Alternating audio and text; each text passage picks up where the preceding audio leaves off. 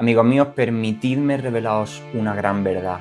Todo logro, toda gran fortuna extraordinaria, todo imperio comenzó con una chispa ardiente, con un deseo incontrolable. Y no hablo de un capricho, de una idea débil, hablo de un anhelo tan fuerte que domina la mente, empuja al corazón y obliga a la acción. Si estáis insatisfechos con vuestra vida, debéis entender que no es cuestión de magia, ni cuestión de suerte. Necesitáis encender en vuestro interior un deseo tan fuerte, tan definido y tan potente que no os deje dormir. Y ese, y tan solo ese, es el primer paso hacia la riqueza. Dentro vídeo.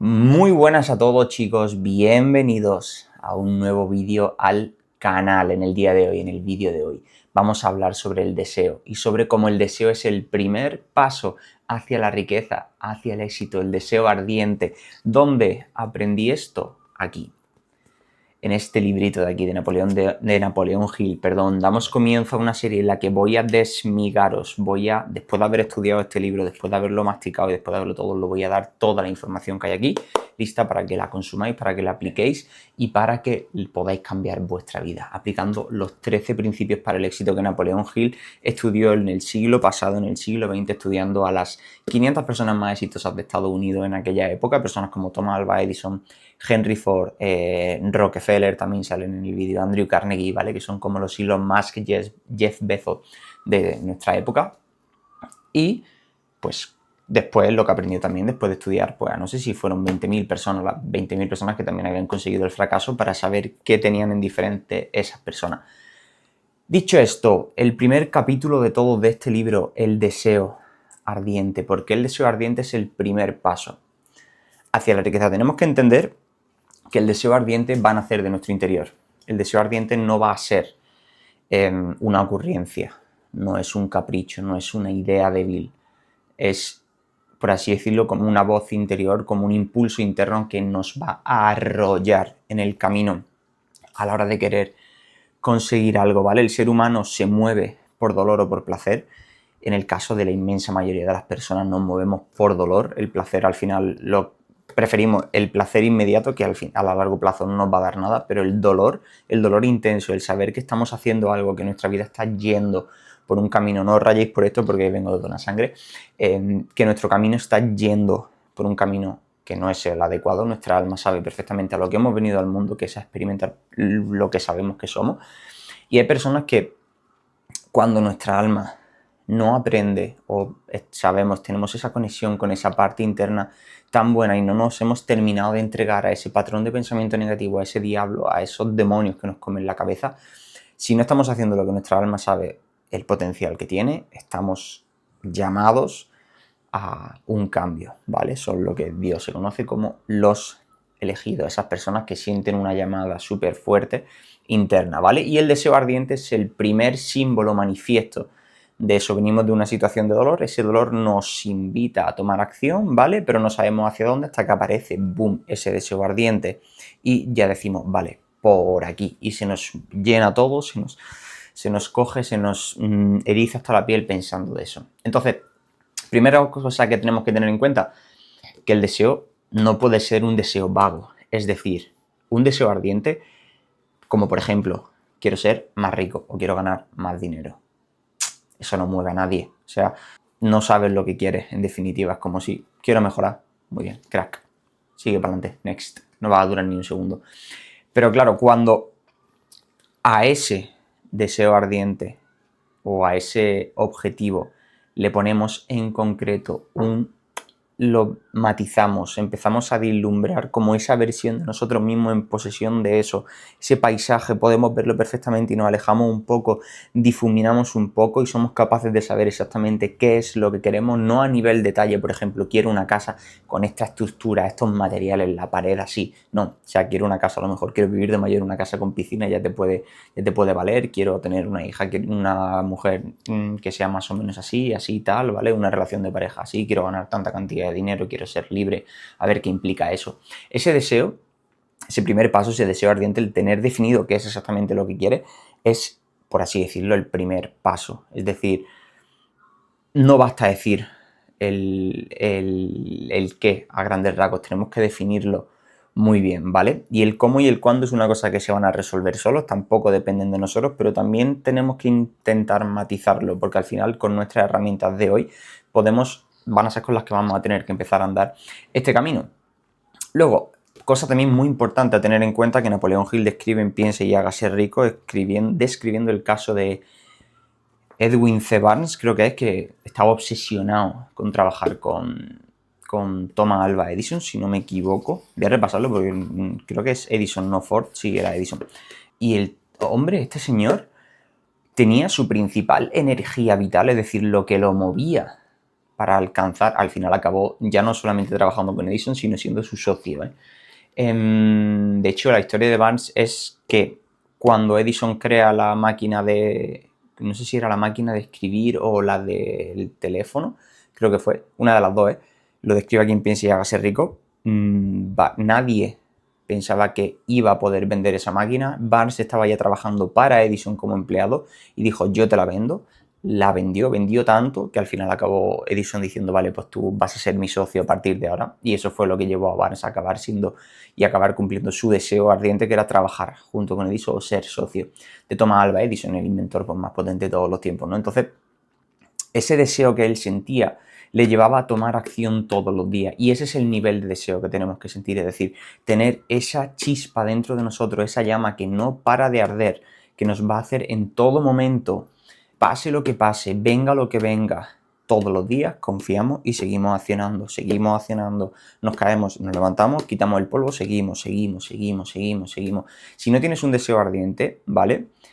No vas a poder hacer eso, te vas a rendir a mitad de camino. Y Napoleón Hill se dio cuenta de que todas las personas que había el estudio que habían alcanzado el éxito, más de 500 personas había estudiado, además personas súper exitosas en Estados Unidos en el siglo XX, se dio cuenta de que ese deseo era el principal motor que los ponía en marcha a trabajar y para poder conseguir eso que tanto querían.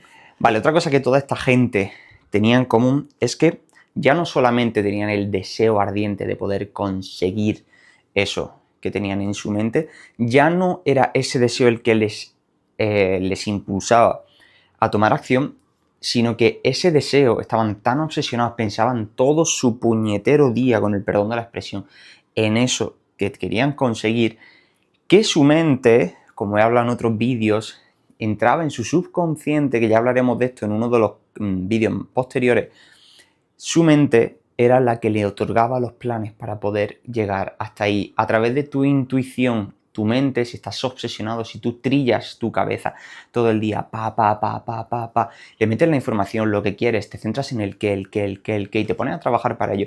Tu mente sola, el cómo se resuelve solo porque es tu mente la que te va a dar los planes para conseguir eso que tanto quieres, ¿vale? Va a ser ella la que te va a dar el plan, haz esto, muévete por aquí, y vas a aprender a escuchar a tu voz interior porque es que te va a gritar, o sea, te va a gritar claramente. Si estás obsesionado con lo que quieres, si no das pie a que haya pensamientos negativos, pensamientos de duda, y estás todo el día conectado con esa energía de creación, ¿vale? Que es al final el objetivo y lo que se consigue teniendo ese deseo ardiente y si te pones a trabajar en ello, la mente te va a dar los pasos. Y otra cosa que esta gente también tenía en común era que a medida que iban avanzando, iban consiguiendo cosas, iban trabajando más, ese deseo se hacía cada vez más grande, más fuerte. Es decir, tú cuando te pones a trabajar y te pones en movimiento por eso que tanto quieres, a pesar de que tengas ese deseo interno, a pesar de que tu mente te esté tirando cosas y a pesar de que muy probablemente no salgan las cosas bien como tú esperas, porque hay muchas lecciones que tienes que aprender, te vas a equivocar 1000 veces, pero si persistes,